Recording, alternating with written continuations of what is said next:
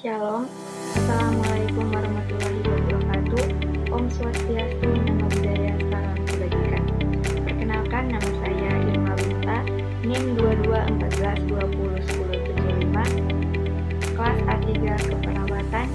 Tujuan saya membuat video ini untuk memenuhi tugas ujian tengah semester mata kuliah Psikososial dan Budaya Keperawatan dengan dosen pengampu Nurse Profa Menorek SKMKes. Video ini berjudul menerapkan konsep psikososial dalam praktik keperawatan yang mencakup stres adaptasi dan konsep kehilangan, kematian, dan berduka.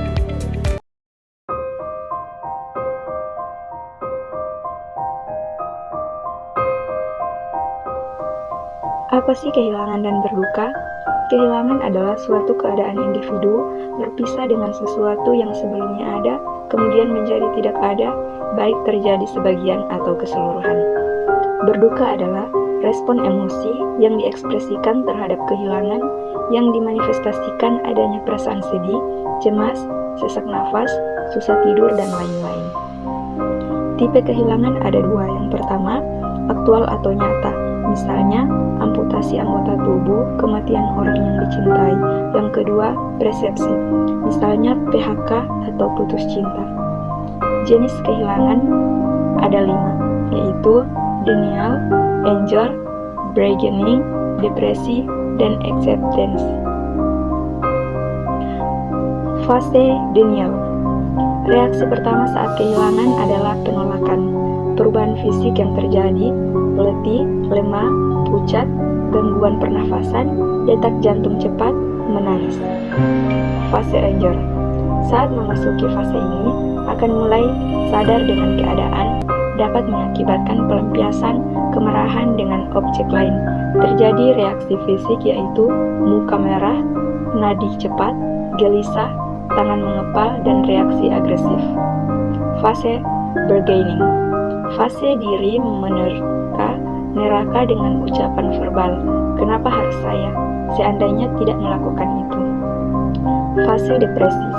Pada fase ini, penderita akan menunjukkan sikap menarik diri, tidak mau bicara, dan terlihat putus asa. Fase acceptance. Beban pikiran karena kehilangan sudah mulai berkurang. Penderita akan lebih menerima kondisinya sekarang. Teori proses berduka.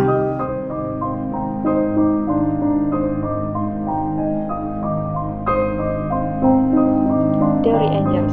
Menurut Engels 1964, proses berduka mempunyai beberapa fase yang dapat diaplikasikan pada seseorang yang sedang berduka maupun menjelang ajal. Fase pertama, shock and tidak percaya. Seseorang menolak kenyataan atau kehilangan dan mungkin menarik diri, duduk malas, atau pergi tanpa tujuan. Fase 2, berkembangnya kesadaran. Seseorang mulai merasakan kehilangan secara nyata atau akut dan mungkin mengalami putus asa. Fase 3, restitusi. Berusaha mencoba untuk sepakat atau damai dengan perasaan yang hampa atau kosong. Fase 4, menekan seluruh perasaan yang negatif dan bermusuhan terhadap almarhum.